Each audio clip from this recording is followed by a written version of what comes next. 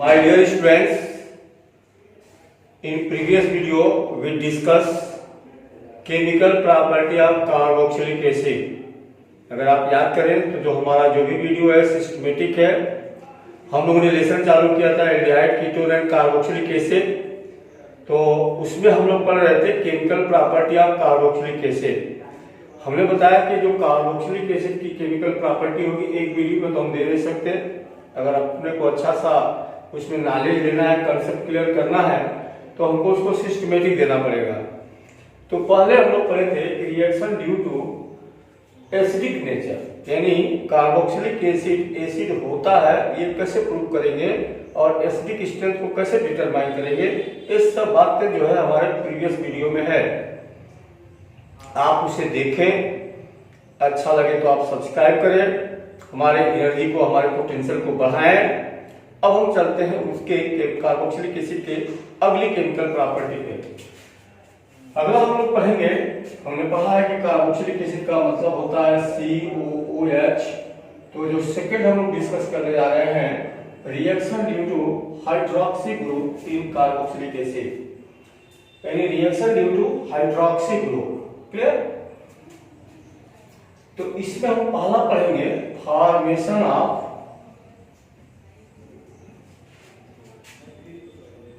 Acid या acid chloride.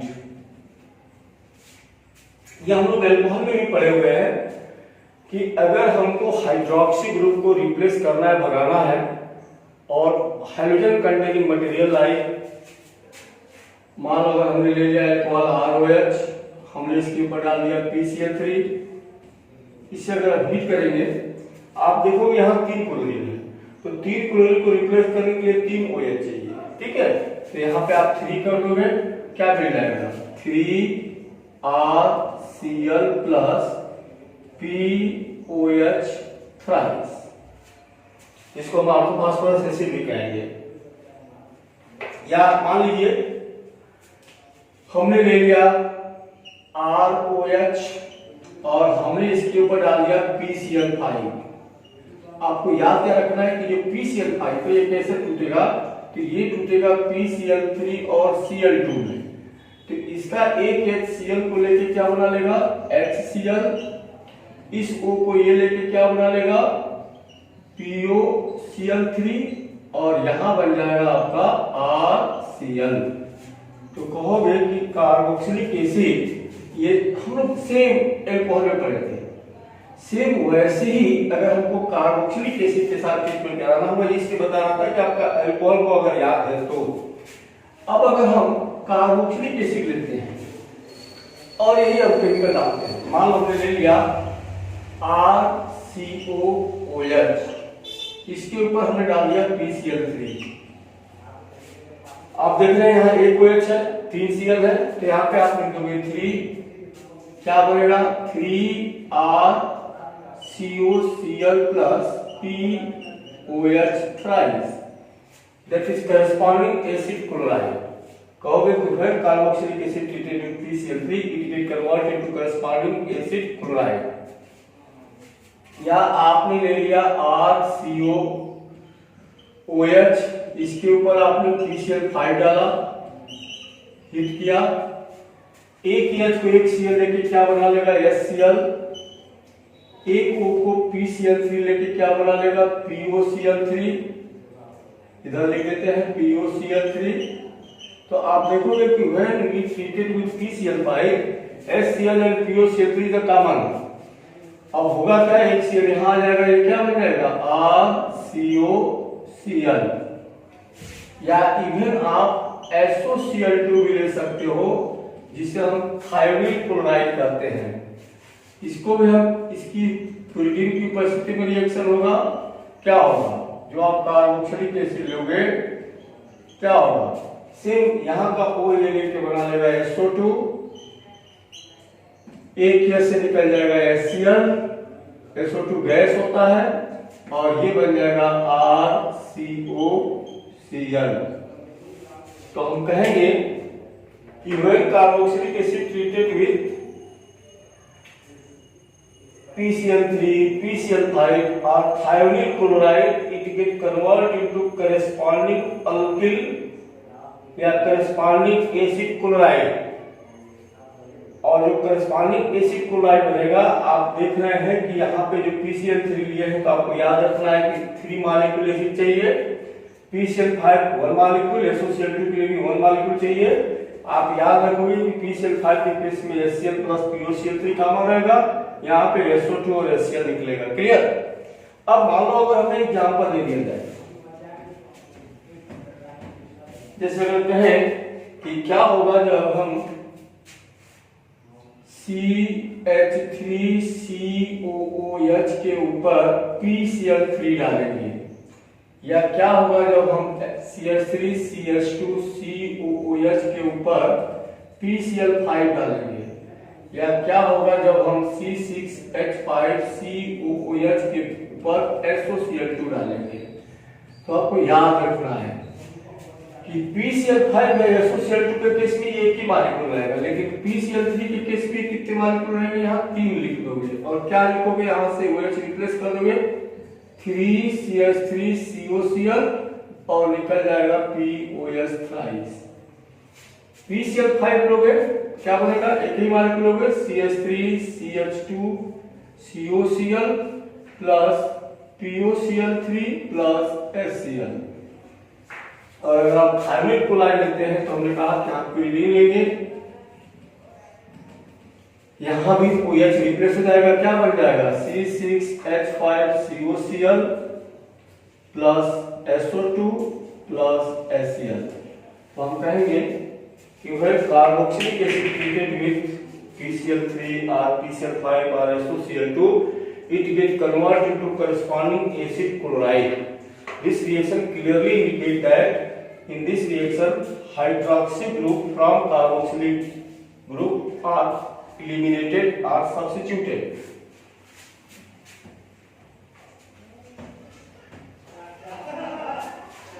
दूसरा इसमें देखेंगे, सेकेंड एस्टरिफिकेशन। हमने एल्कोहल में भी बताया था कि when carboxylic acid treated with alcohol in presence of H2SO4 it get converted into an ester, और इस रिएक्शन को हमने एस्टरिफिकेशन कहा था। अगर हम देखें एस्टरिफिकेशन में तो वहां एल्कोहल के केस में हमारे वीडियो में, अगर आप चाहें तो वीडियो देख सकते हैं, हमने बताया था कि जो एस्टरिफिकेशन होगा उसमें एल्कोहल का H इन्वॉल्व होगा और कार्बोक्सिलिक एसिड का OH इन्वॉल्व होगा। यानी आपको इस मैकेनिज्म को याद रखना है कि RCOOH अगर एसिड है और अगर इसके ऊपर हमने एल्कोहल डाल दिया तो ये रिएक्शन, याद पहली बात तो याद रखोगे कि रिवर्सिबल रिएक्शन होता है। H2SO4 की उपस्थिति में होगा, एसिड का OH और एल्कोहल का H, H2O निकल जाएगा और ये बन जाएगा RCOOR डैश और आपका निकल जाएगा H2O।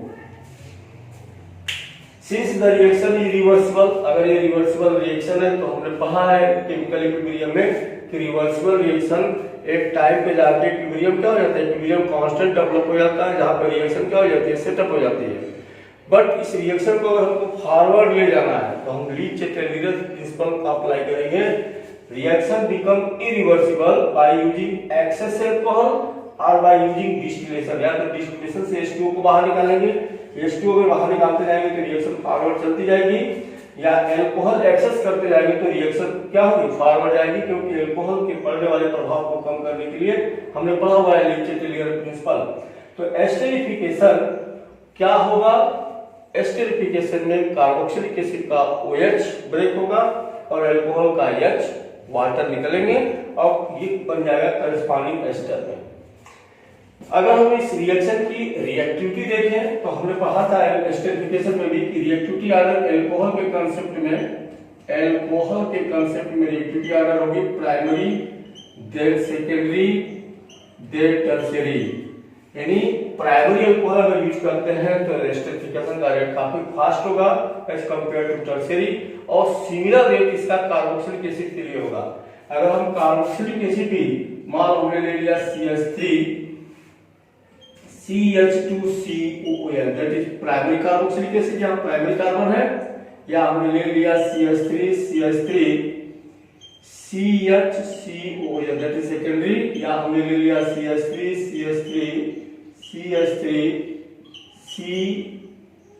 COOH। तो in case of esterification, the reactivity order of carboxylic acid are also in following trend, that is primary are more fast as compared to secondary than tertiary।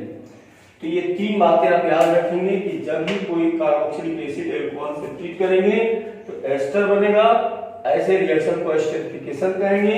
ये reaction H2SO4 की उपस्थिति में होगा और ये reaction reversible होगा। चूंकि reversible है तो निश्चित है कि एक समय के बाद, एक टाइमिंग के बाद केमिकल इक्विलिब्रियम सेटअप होगा, जहां रिएक्शन जो है क्या होगी, सेटअप हो जाएगी, इक्विलिब्रियम एग्जिस्ट कर लेगी। अब इस रिएक्शन को डिस्टर्ब हम तभी कर देंगे जब कोई एक्सटर्नल फैक्टर अप्लाई करे, तो हम करेंगे इस रिएक्शन को irreversible by using excess alcohol और यूजिंग डिस्टिलेशन करेंगे, वाटर रिमूव होता जाएगा और रिएक्शन फॉरवर्ड होती चली जाएगी। रिएक्टिविटी आर्डर इनका ये होगा कि अल्कोहल एस्टरिफिकेशन के लिए primary then secondary then tertiary, और सिमिलर आर्डर होगा कार्बोक्सिलिक एसिड के लिए। अब अगर हमको एग्जांपल पूछता है तो आपको कुछ नहीं करना है, जैसे मान लो अगर हमसे पूछेगा कि क्या होगा जब एसिटिक एसिड के ऊपर एथिल अल्कोहल डाला जाएगा, तो एसिटिक एसिड का मतलब आपका हो गया CH3COH और एथिल अल्कोहल का मतलब हो गया HOCH5। आपको यहाँ H2SO4 लिखना है, इसका OH और इसका H यहाँ निकल जाएगा H2O और ये बन जाएगा CH3COOH5 प्लस H2O। तो ये था हमारा एस्टरिफिकेशन। हम लोग पढ़ रहे हैं reaction due to hydroxyl group in carboxylic acid. तीसरा होता है एमाइड फॉर्मेशन। थर्ड है एमाइड फॉर्मेशन। एमाइड फॉर्मेशन क्या होगा? निश्चित है कि एमाइड फॉर्मेशन में अगर हम कार्बोक्सिलिक एसिड लेते हैं, मान लो हमने ले लिया RCOOH, इसके ऊपर अगर हमने अमोनिया डाला है, चूंकि यह एसिड है, हाइड्रोजन कंटेनिंग है, अमोनिया बेस है, निश्चित है कि पहले स्टेप में यहाँ पे साल्ट बनेगा RCOONH4 पॉजिटिव नेगेटिव, ये साल्ट होगा जिसे अगर हम हीट करते हैं तो यहाँ से बन जाएगा RCONH2 और निकल जाएगा H2O, इसे हम एस्टेमाइड कहेंगे। तो the formation of amide by treated with acid and ammonia clearly indicate that reaction is due to hydroxy group, यानी यहाँ से OH क्या हुआ है, OH यहाँ से सब्स्टिट्यूट हुआ है, किसके द्वारा? NH2 ग्रुप के द्वारा। क्लियर? अगला हम देखेंगे इसी एमाइड फॉर्मेशन में कि अगर हमने थैलिक एसिड ले लिया, थैलिक एसिड किसे कहेंगे? ये आपका डाइकार्बोक्सिलिक एसिड बेंजीन का जो है ये कहलाता है थैलिक एसिड। अगर हम इसके ऊपर NH3 डालते हैं, अगर हम इसके ऊपर NH3 डालेंगे तो आप याद रखोगे कि जब भी इसके ऊपर NH3 यूज करोगे तो ऐसी स्थिति में यहां पे भी साल्ट बनेगा। कैसा साल्ट बनेगा? COONH4 negative positive negative positive. अब आप कहेंगे कि ये जो साल्ट बना है यहाँ पे दो अमोनिया है, यहाँ एक अमोनिया है, एक्चुअल जो है एक ये इंटरमीडिएट प्रोडक्ट है, फाइनल प्रोडक्ट में एक अमोनिया रिलीज हो जाएगा। अब इसे हम जैसे ही हीट करेंगे तो क्या हो जाएगा, यहाँ से 2H2O निकल जाएगा और 2H2O निकलेगा और जो प्रोडक्ट आपका बनेगा वो बनेगा CONH2 प्लस 2H2O। इसको इधर लिख देते हैं। अब ये जो है ये अगेन कन्वर्ट हो जाएगा जिसे हम थैलेमाइड कहेंगे और यहाँ से एक अमोनिया रिलीज हो जाएगा। तो आपने देखा कि अगर हम दो लिए होते तो एक यहाँ रिलीज हो रहा है, तो केमिस्ट्री के अनुसार नेट रिजल्ट में हमको क्या लिखना है? यहाँ एक लिखना है और इस तरीके से ये रिएक्शन होता है तो ये डाइकार्बोक्सिलिक बेंजोइक एसिड जिसको हम थैलिक एसिड कहेंगे, it get convert into phthalimide by amide formation. Clear. अगला हम देखते हैं एनहाइड्राइड फॉर्मेशन। इसी का अगला हम देखेंगे एनहाइड्राइड फॉर्मेशन। एनहाइड्राइड फॉर्मेशन यह हमारा चौथा होगा। एनहाइड्राइड फॉर्मेशन का मतलब होता है रिमूवल ऑफ वाटर। अगर हम कार्बोक्सिलिक एसिड लेते हैं RCOOH और इसमें अगर मान लो अगर इसको हम हीट करते हैं, किससे हीट करना है, P2O5 से लेना है, या हम H2SO4 भी ले सकते हैं, या हम pyridine भी ले सकते हैं। याद रखोगे ये सभी डिहाइड्रेटिंग एजेंट है, either using P2O5 और H2SO4 और pyridine। और जैसे ही हीट करेंगे तो क्या होगा, एक का OH और दूसरे का H यहाँ से H2O रिलीज हो जाएगा और हमारा प्रोडक्ट क्या बनेगा, RCO और निकल जाएगा H2O। ये जो बना ये कहलाएगा एनहाइड्राइड। तो कहेंगे कि when carboxylic acid undergoes heated with dehydrating agent like P2O5 or H2SO4, it get converted into corresponding anhydride। anhydride का मतलब N का मतलब रिमूवल, यानी by removal of water molecule। तो ये जितने भी रिएक्शन थे, रिएक्शन किस टाइप के थे, due to hydroxy group in carboxylic acid. अब हम चलते हैं अगले टाइप के रिएक्शन पे। अगला हमारा होगा C reaction due to carboxylic group. Carboxylic group के क्या रिएक्शन होंगे, मान लो हमने ले लिया RCOOH, अब हमको पढ़ना है कि COOH के क्या रिएक्शन होंगे। तो इसमें हम पहला देखेंगे डिकार्बोऑक्सीलेशन। डिकार्बोऑक्सीलेशन का मतलब रिमूवल ऑफ CO2। डिकार्बोऑक्सीलेशन यानी रिमूवल ऑफ CO2। क्या होगा अगर हम इसको देखें तो इसमें पहला देखें कि अगर हम एसिड के सोडियम या पोटेशियम साल्ट को लेते हैं, एसिड के सोडियम या पोटेशियम साल्ट को लेते हैं,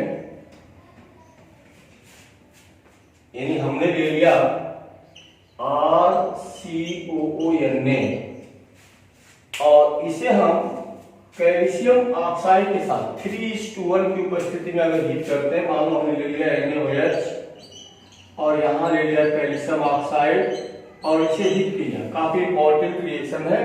तो हम देखेंगे कि यहाँ से आपका निकल जाएगा Na2CO3 और H आ जाएगा और ये बन जाएगा करस्पॉन्डिंग एल्केन। और ये जो एल्केन बनेगा एक कार्बन कम मिलेगा अपने को। तो this is a very important two reaction. जब हम कन्वर्जन पढ़ेंगे तो कन्वर्जन का एक बहुत इंपॉर्टेंट रिएक्शन है। यहाँ पे हमेशा जो एल्केन बनेगा एक कार्बन कम मिलेगा और क्या निकल जाएगा, Na2CO3।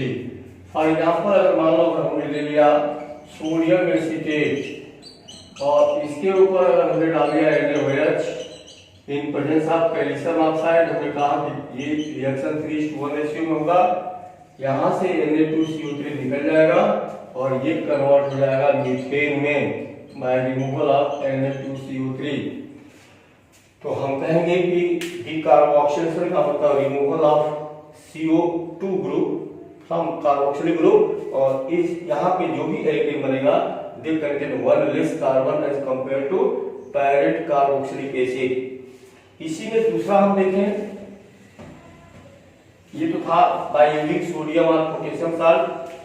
इलेक्ट्रोलिटिक जिसको हम कोलबेक रिएक्शन भी कहेंगे, इलेक्ट्रोलिटिक डिकार्बोऑक्सीलेशन।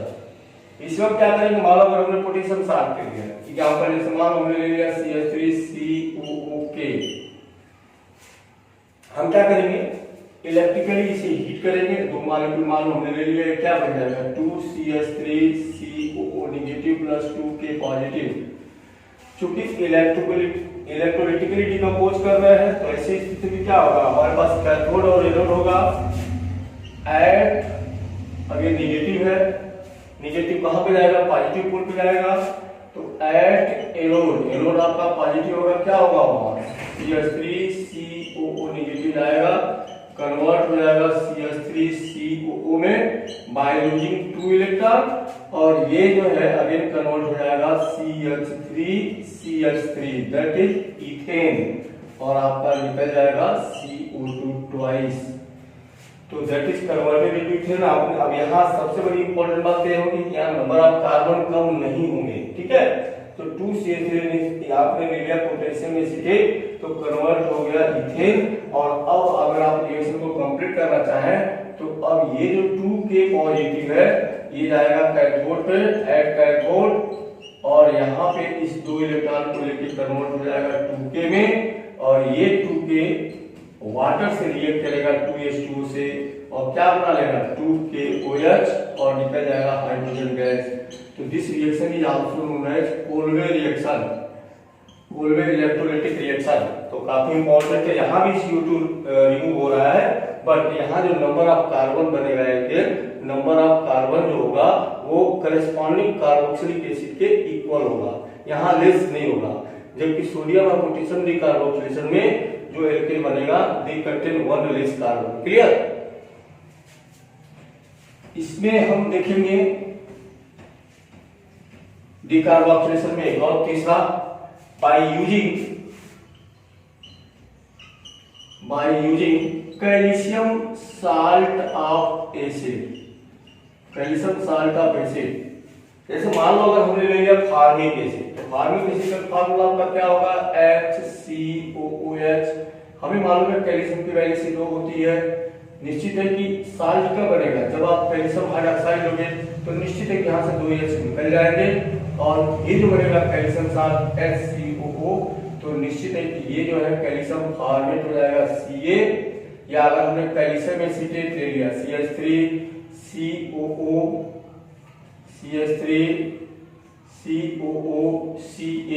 या क्या हो गया कैल्शियम एसीटेट। अगर थर्मली इसे आप मीट करेंगे तो यहाँ से क्या निकल जाएगा CaCO3 निकलेगा, CaCO3 निकल गया तो बन गया क्या SCHO प्लस CaCO3। यहाँ पे भी अगर हीट आप करते हो तो क्या निकल जाएगा CaCO3, और क्या बन जाएगा CH3COCH3 प्लस CaCO3। तो 3 तरीके से डिकार्बोक्सिलेशन हमने देखा। पहला देखा बाय यूजिंग सोडियम और potassium salt, they are treated with sodium hydroxide in presence of calcium oxide in 3:1 ratio, they convert into alkane, and alkane contain 1 less carbon as compared to corresponding acid। दूसरा हमने देखा Colway electrolytic method, उसमें हमने देखा कि carboxylic acid का जो potassium salt होगा ये भी एल्केन में कन्वर्ट होगा, but the number of carbon in alkane is always equal to number of parent acid carbon. और तीसरा हमने देखा डिकार्बोक्सिलेशन ऑफ, या इसको कहते हैं डिस्टिलेशन ही कहेंगे, calcium salt of fatty acid, जिसमें हमें एल्डिहाइड और कीटोन मिलते हैं। ये रिएक्शन हम लोग पढ़े हुए हैं एल्डिहाइड कीटोन में। तो reaction due to carboxylic group में पहला हमने देखा वो था हम लोग का डिकार्बोक्सिलेशन, लेकिन इसी का हम सेकंड देखेंगे रिडक्शन। इसको आप कायदे से देखेंगे रिडक्शन में क्या होगा। मान लो अगर हमने ले लिया कार्बोक्सिलिक एसिड, अब यहाँ 2 बातें होंगी, या तो रिडक्शन हम पार्शियल करेंगे या कंप्लीट करेंगे। अगर हम पार्शियल रिडक्शन कर रहे हैं, पार्शियल का मतलब हम उसको कंप्लीट एच नहीं दे रहे हैं, तो याद रखो कि पार्शियल रिडक्शन हमेशा होगा, या तो आप लोगे लिथियम एल्युमिनियम हाइड्राइड या लोगे B2H6 in presence of THF टेट्राहाइड्रोक्विनोन की उपस्थिति में होगा। यहाँ पे आप याद रखोगे 4H यूज होगा, और क्या बनेगा, निश्चित है कि जब 4H यूज करोगे तो 2H यहाँ आएगा, 1H यहाँ आएगा, तो ये कन्वर्ट हो जाएगा प्राइमरी एल्कोहल में और निकल जाएगा H2O। तो याद रखोगे when carboxylic acid undergoes partial reduction it gets convert into primary alcohol। ये आप अपने दिमाग में रखोगे। कैसे बना प्राइमरी अल्कोहल, तो आप देखोगे बॉन्ड टूटेगा, 1H यहाँ 1H यहाँ, ये 2H आ गए और 2H और आएंगे तो 1H यहाँ 1H यहाँ, और इस तरीके से कन्वर्ट हो जाएगा RCH2OH और निकल जाएगा H2O। But when they undergo complete reduction, अगर हम इस कार्बोक्सिलिक एसिड का कंप्लीट रिडक्शन करेंगे तो कंप्लीट रिडक्शन का मतलब हो गया RCOOH। अब इसको इतना H देंगे जितना इसको जरूरत है। तो याद रखोगे कि ये रिएक्शन हमेशा HI की उपस्थिति में होता है in presence of red phosphorus. अब देखो इसको जरूरत कितने की है, इसको 2H चाहिए H2O बनने के लिए, इसको 1H चाहिए H2O बनने के लिए, कितने H हो गए 3, और 3 इसको चाहिए खुद एल्केन बनने के लिए, और ये कन्वर्ट हो जाएगा RCH3 में और ये निकल जाएगा ट्वाइस H2O। तो टोटल H कितने कंज्यूम हुए यहाँ 6, तो यहाँ आप 6 लिख दोगे और ये जो I है ये निकल जाएगा 3I2। तो अब यहाँ आप दो बातें याद रखोगे लास्टली, अगर मान लो हमको दे दिया CH3COOH और यहाँ यूज किया उसने लिथियम एल्युमिनियम हाइड्राइड, या हमको दे दिया CH3COOH और यहाँ यूज किया उसने रेड फास्फोरस, तो तुरंत आपको समझना है कि इस केस में आपका क्या बनेगा प्राइमरी अल्कोहल, यानी C is converted into CH2OH, तो क्या बन जाएगा CH3CH2OH और निकल जाएगा आपका H2O। बट सिमिलर अगर यहाँ रेड पी देता है तो समझ जाओ कि रिएक्शन HI की उपस्थिति में होगा और 6HI यूज होंगे और ये CH3 में कन्वर्ट हो जाएगा, तो प्रोडक्ट आपका बन जाएगा CH3 और निकल जाएगा 3I2 और ट्वाइस H2O। तो this is the total discussion in this video. हमने देखा रिएक्शन दो टाइप का इस वीडियो में देखे रिएक्शन, पहला था reduction due to hydroxyl group in carboxylic acid और दूसरा हमने देखा reaction due to carboxylic group. In next video we discuss the last chemical property of carboxylic acid like reaction due to alkyl group or aryl, that is benzene ring, जिसमें हम discuss करेंगे। Okay, thanks.